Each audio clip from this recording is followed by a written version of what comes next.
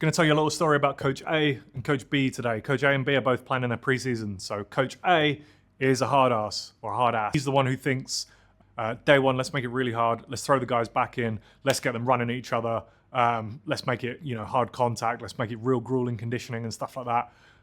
And then Coach B, who thinks, we can't do any contact. We're just getting back into the swing of things on preseason and stuff like that. As ever, I think the answer is probably somewhere between the middle of Coach A and Coach B. I definitely think that Coach A is very wrong to just, session one, week one, throw players back into very, very hard contact and collisions. If you watch our other video about the formula for breaking down and modulating your contact and collision load on players. But then also Coach B, I think, is probably being a little bit too conservative, and there are ways that you can start implementing contact. So again, go and watch the other video where we talk about the formula. Maybe it'd be low contact intensity, low volume, low zero collisions or low collisions, but you can still start implementing contact. So I'm going to talk about, let's take, for example, a 6-week preseason block. Maybe you probably ideally want a little bit more than that, but just for argument's sake, let's take 6. Week one, what can you be doing? I think you can be throwing in contact with the ground. That's going to be really important. Proprioception work, so getting them up and down off the ground, forward rolls, backward rolls, crawls, stuff like that. And you can start, once you've got them really primed and warmed up and shoulders and core and getting their bodies used to being in contact with the ground, you can start throwing them in contact with each other. So that could be push-pull work. That could be really kind of non-specific grappling. That could be bear crawls where you're shoulder to shoulder, that kind of thing. But really, probably the majority of what you want to be doing is that the proprioception work, the processes, learning how to fall, learning how to control your body in space and stuff like that. Week 2 comes around, maybe we want to go a bit more specific. So maybe we start throwing in some actual pummels. We start showing them how to pummel properly. We start showing some limited kind of grapple, wrestle related stuff. Just learning how to control hooks and levers on an opposition player. If it's, for instance, rugby league, maybe you start working your way backwards from a tackle. So you get to the end of the tackle, if that makes sense, and you start looking at the ruck control. So how the markers are getting out. There's a little bit of contact in there, but no collisions, just a little bit of control on the ground, and then how you're getting out, getting into marker, getting your positioning right around the ruck and stuff like that. So making it a little bit more specific, but still really controlling how we do it. Towards the end of week 2 or week 3, maybe we're ready to really throw the players into some real contact. So much more combative, much more competitive wrestle challenges, 10 seconds on, 20 seconds off, 15 on, 15 off, that kind of conditioning, real competitive, get them wrestling and grappling each other, carrying each other, could be honeymoon carries, piggybacks, over the shoulders, could be like wounded soldier drags, stuff like that, all sorts of different options. But as week 1, 2, and 3 have gone on, the bits you did as your main bit of your session in week 1, so like the rolls, the crawls, the proprioception, that kind of becomes less and less of your session, but you still keep it. You still go over those processes, but it becomes more of like your warm up and activation as the weeks go on. Week 4, week 3, week 4, maybe we're starting to introduce some impact, some tackling and stuff like that. But maybe, again, getting to that point by going through our processes, going through the rolls, the crawls, the partner combative work, the grappling, the pummeling, the wrestling. Then you throw in, a little bit of tackle work towards the end.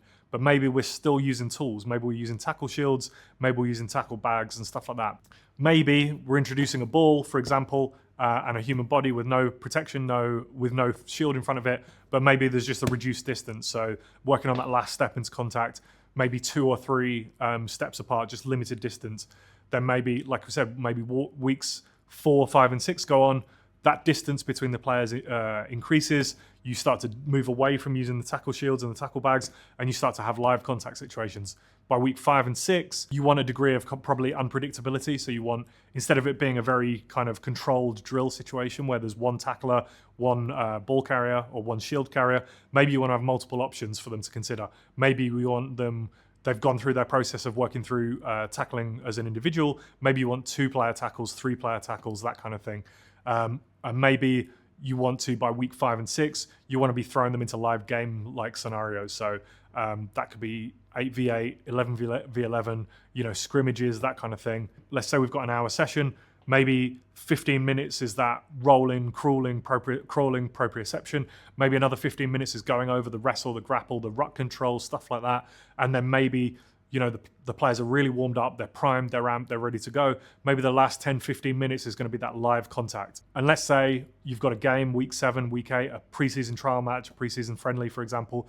You probably want the players to have experienced as close to game conditions as you can replicate in training. So if you listen to the Inside Shoulder podcast with Rowan Smith, you probably saw that we talked about that full contact is kind of impossible to replicate outside of a match-like situation, but you have to try and get close. So you probably want players to experience that before going into a preseason trial game, and definitely before going into the first competitive game of the season. Like I said, so there's a 6-week progression. I know I strayed into week 7 and 8 talking about preseason trial games and stuff like that.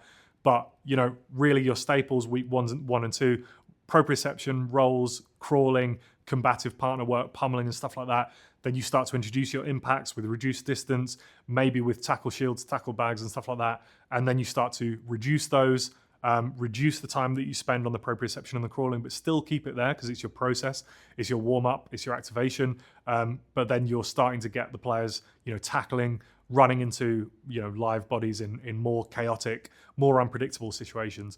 But because you've gone through your processes, you've prepared for contact in the long-term sense, as in you've built up to the full contact, but you're also preparing to it within the same session in the short term. So you're getting them primed for contact. You're not starting the session and then saying, right, we're going to go straight into live tackling drill. I want 100% intensity. I want 100% aggression. It's not going to happen. So you build up to that point in a short, medium, and a long term.